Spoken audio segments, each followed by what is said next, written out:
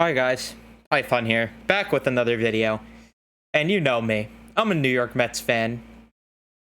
And yeah, you probably just laughed. You probably just laughed because I am somehow a fan of this team.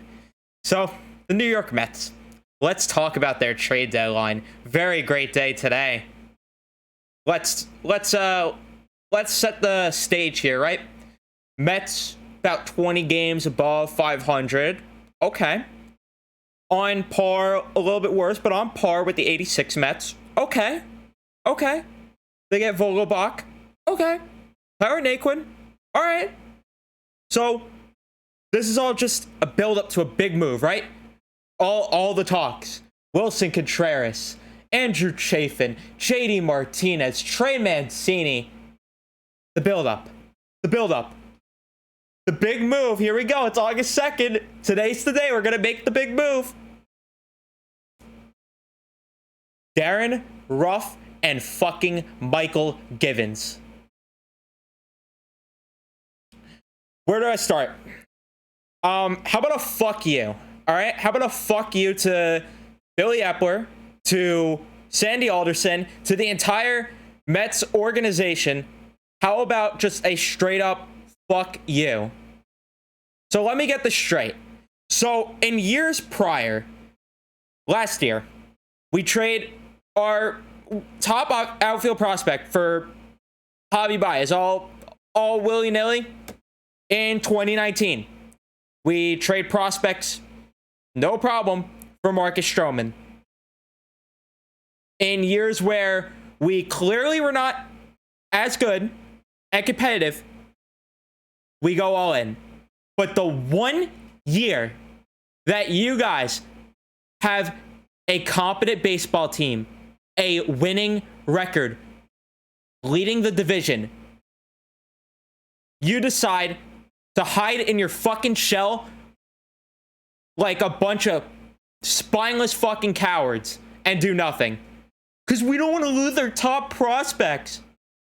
Really? Okay, so you're telling me with the chance of Jacob deGrom walking this offseason, you're telling me that this team is going to be exactly in the same position next year? Yeah, he hasn't pitched all year, but what about Brandon Nimmo?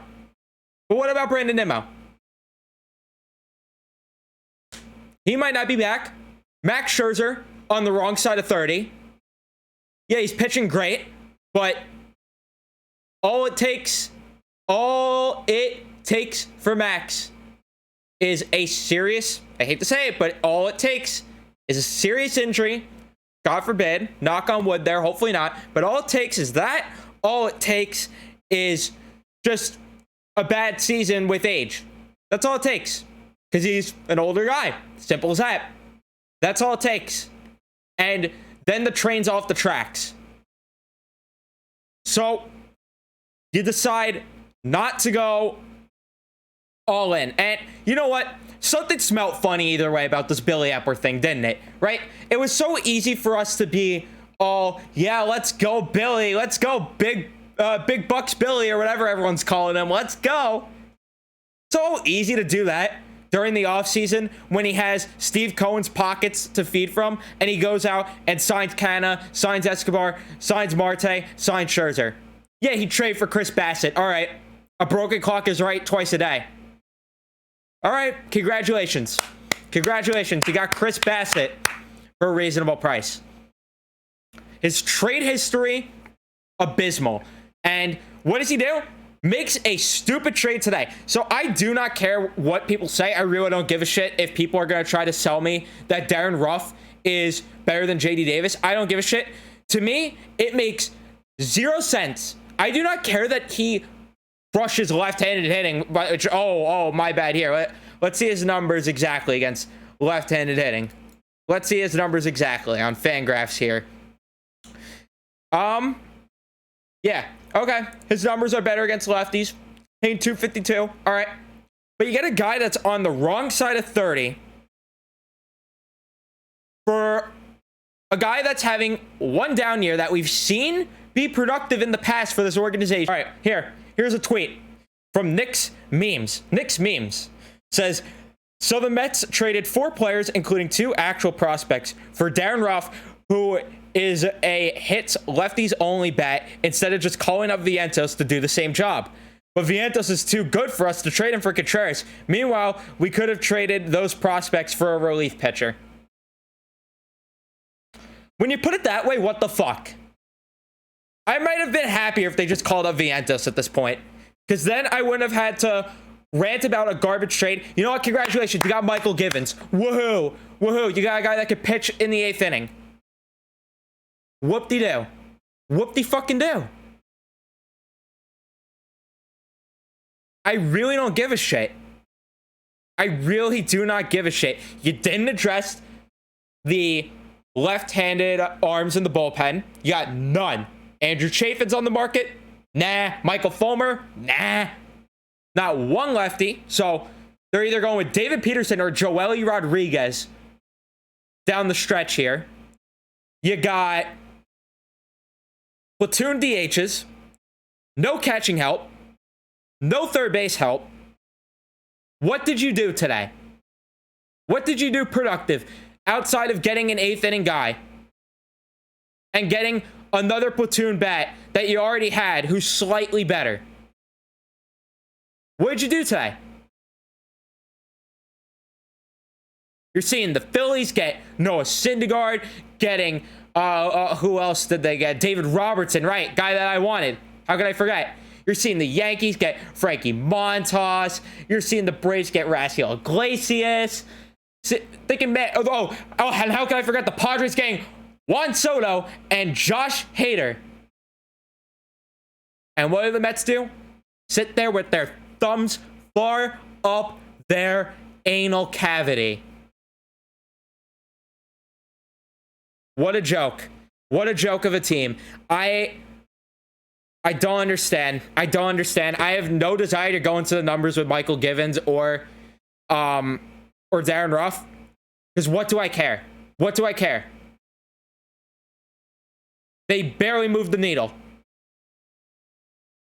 And if I hear the bullshit from Billy Epler, oh well, we're getting Jacob deGrom back, and we're getting we're gonna get James McCann back, and we're getting Trevor May back. Those are our trade deadline acquisitions. What year is this? Is this the Wilpon era still?